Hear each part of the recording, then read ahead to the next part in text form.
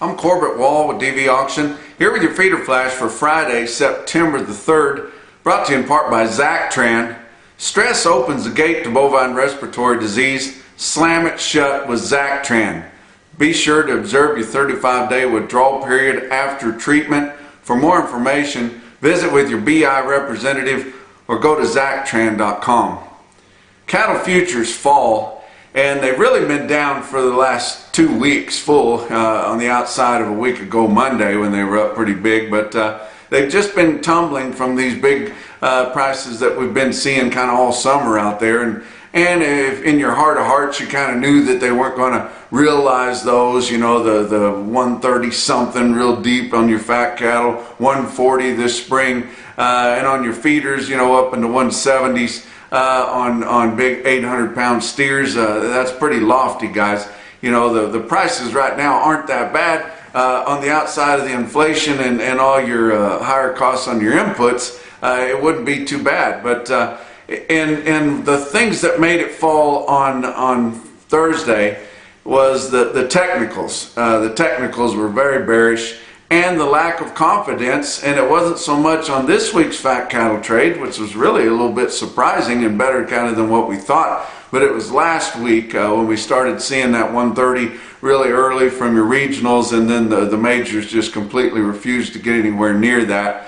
And like I said, we had a record amount of funds being long, especially in your feeder cattle. Well, when they start tumbling out of there, it's just that's the only place it can go is down, and down hard, because they're the only ones that want to be on the long side of that, and they kind of control you know, what they do on that. They ride it up, and then when they decide to bail, they all bail together, and then they ride it back down. But a lot of people thought maybe it had to do with the news that come out that Brazil's Ag Ministry was investigating a BSE case. And I don't think that had really much at all to do with it. In fact, if we had a confirmed case of BSE in Brazil, it was on the south side there, a long ways from here, probably would have been a big boon for us, because Brazil's been sending a lot of meat to China, and China's other sources of beef, you know, New Zealand and Australia and places like that, they're fresh out. So they've been getting a lot of their beef from Brazil. I don't know how much we could have increased that, because you know, China's kind of got their thumb on us right now, but they would have probably just let their people starve and would have got it in there for the diplomats some other way. But you know, it would have been a higher market if they would have confirmed that, or if it would have been all about the rumors and the investigation of the BSE case. So wasn't that, but you know, a lot of times it is a downer when you see BSE anywhere in the world, because it's bad for beef, and it makes consumers question the safety, and we don't like that at all. And I try not to ever use the moniker that goes along with BSE, because it's just kind of bad for business. But that news had come out a day or two ago. I didn't want to talk about it because I don't want to blow any kind of rumors up any more than they're already blowed up. But it was pretty widespread on Thursday, but I don't think it had much, if anything, to do with your board going down. But you know, like I said, this week's fat cattle trade hasn't been the absolute worst. Your Northern Plains is near steady on what your majors are paying. Not your regionals. It's kind of a different market. We've got a different market. We've got regionals buying in the Northern Plains, majors buying in the Northern Plains, and then down below that we have majors buying in the Southern Plains. But your Southern Plains was actually steady to a buck higher this week, as we saw 124 on the Fed Cattle Exchange Wednesday morning, and we really weren't expecting to get that. And then we saw some more 124 paid in the country after that online sale, and then again on Thursday in the country. So you know, that wasn't a huge downer on there, but just a lack of confidence for us to ever really gain a whole lot of ground is a big reason why our futures are so susceptible to falling hard. Let's look at the board on Thursday. August live cattle futures down $1.52, ending the day at 126.05. That's right in there with about what your average will be in the Northern Plains this week. December down $1.40 at 130.220. Go on your back months, they were all down $1.05 to down $1.60, but they weren't down the limit or anything like that, so there's still a little bit in there. How about your feeder cattle? September feeder cattle down pretty hard, down 262 at 160.30, and that's still a premium to what your cash index levels are, but you can get that on a good load of cattle with some nice condition, weighing 8, but it's hard to average that up through the middle 12 states, so still selling at a premium and likely to fall some more till it gets down at least to where your index levels are. October down $3, down pretty hard at 165.05, but still a pretty big premium to what September is. Go on your back months of feeder cattle, they were all down hard from 165 to down 280. December corn ended Thursday up 2 3/4 cents at 5.25 a bushel. Your fat cattle trade and so far this week through Thursday only 45,000, which is similar to last week's dismal trade. In your 5-area feeding region, not likely to see a whole lot of trade on Friday. A lot of people are like me, they're going to get out of town for the Labor Day holiday, the long holiday. Hope you guys enjoy it with your family and friends and have a good time and have a big old steak or some beef anyway of some kind to celebrate. I'm going to be going down to my favorite vacation spot that's close to home, Ruidoso, New Mexico, to watch some cowboy drag racing. Hope to see some of the Feeder Flash gang members there. But let's look at some of your trade on Thursday confirmed in your 5-area feeding region. Iowa had about 3,500, 21,900 for the week. That's getting close to what they normally trade.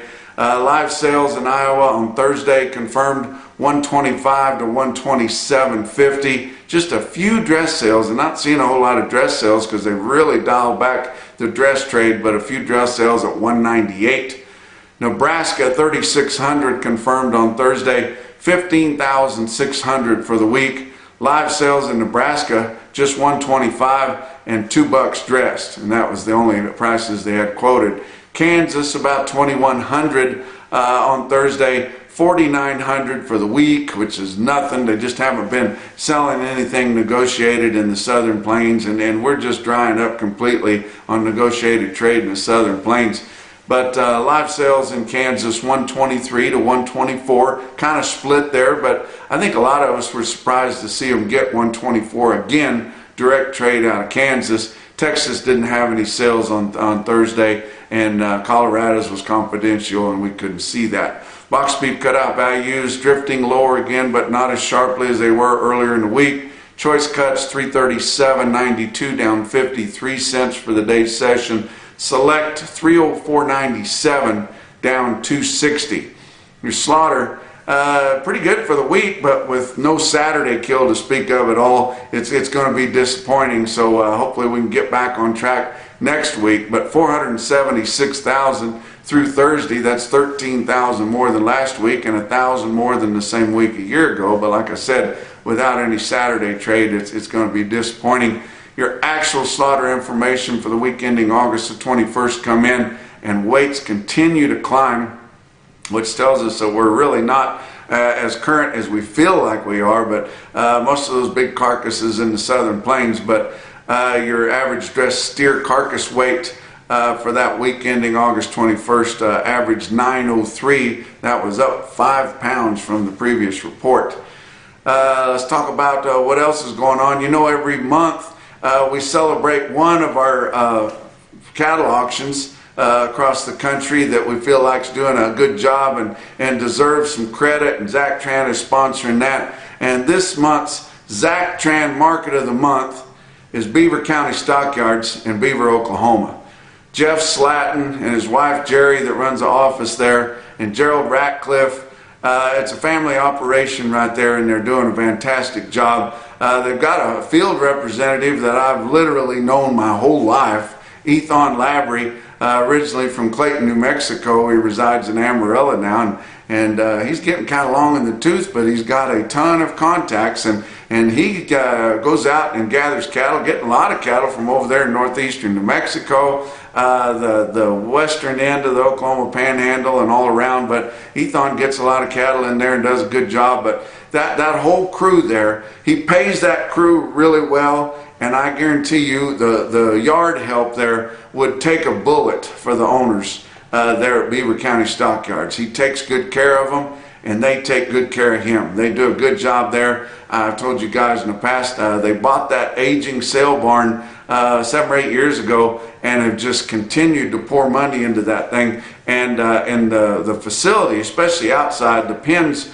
are practically all brand new, and they're all pipe, and it's really nice there. The inside's kind of rustic and old school, but man, can they sell cattle there. Do a really good job. People enjoy being there, and they enjoy doing business with those folks. So we want to give credit to Beaver County Stockyards. They're selling big strings of feeder cattle in there. They'll have big strings of calves coming here later this fall, and doing a really good job in a little bitty place called Beaver, Oklahoma, right there on the eastern end of no man's land, Oklahoma Panhandle. Let's talk about your feeder cattle sales on Thursday. Real-time index on DV auction, 157.05, down 73 cents, and it just started fading off a little bit, especially later in the long sales after they saw that the board was going to be down really hard. If you're looking for a sale through the holidays here, Russell, Iowa, Russell Livestock's going to have their annual Labor Day special on Monday. They got a barbecue special there, free lunch, and they're going to have about 5,000 head of cattle on there, a lot of yearlings. And that is always a big sale to keep marked on there. You want to be sure and get on DV Auction, watch that sale in Russell, Iowa. I'll have the quotes for you when we come back early next week. Not going to have a feeder flash for Monday, of course, because of Labor Day, but we come back on Tuesday, and I'll tell you about how well those cattle sold at Russell, Iowa for the big barbecue special for the Labor Day special. But your big sales on Thursday, how about Pratt Livestock? Winter livestock at Pratt, close to 3,000 head there, and I've told you guys many times, and it just continues to amaze me how incompetent the federal state market news reporters are in Kansas. It's pitiful. And I noticed that Steve Stratford and the guys don't use their market trends because you can't make heads or tails out of them, and they're just wild. They're just roller coastering one way or the other. It's a lack of training is the problem there. It's probably not those kids' fault that are trying to do that. But looked at your automated market report, and Pratt Livestock on your best tested weights was about $1 to $5 lower, and they didn't have quite as good a cattle as what they've been having the last few weeks either, as they're doing some kind of cleanup sales on the yearling deals. But Farmers and Ranchers Livestock, but I will say in Pratt, they do have the Zach Tran top quote for the day, so it wasn't too awful bad in Pratt Livestock. Farmers and Ranchers Livestock, Salina, Kansas, 2,400 head there. Same problem with their market reporting, but look at your automated market report. Looked like feeder steers were $2 to $3 lower, and your feeder heifers were kind of mixed from a couple bucks lower to a couple bucks higher there. But still a decent sale in Salina, Kansas. How about some individual quotes around the circuit? Lamoni Livestock there in Lamoni, Iowa. Good friends there that run that sale. They had their barbecue special there, and a lot of buggies stacked up around there getting the free lunch. 2,400 head there for their sale, and that's a good run at Lamoni. They do a really good job. Big time feeder flash gang member, my friend Jim Modis, sold some cattle in there, 55 head, weighed 798 at 166.10. Pretty nice ticket. How about out there in the northern plains on the west side of South Dakota? Belle Fourche Livestock, 65 head of 1,002 pound feeder steers, bring 150.75. Didn't see much weakness there. How about Ogallala Livestock Auction in Ogallala, Nebraska? 62 head, 868 pound steers, bring 166.50. Just like nothing ever happened on the weak side there. But the best quote that I saw anywhere on Thursday is out of Pratt Livestock, like I told you. And I've been telling you guys that some of these calf prices hadn't been quite up to snuff in comparison with the yearlings, but sometimes on the videos they are. But you get a big nice string in there like they did in Pratt. 107 head, 594 pound steer calves, bring $188. And that's your feeder flash for Friday.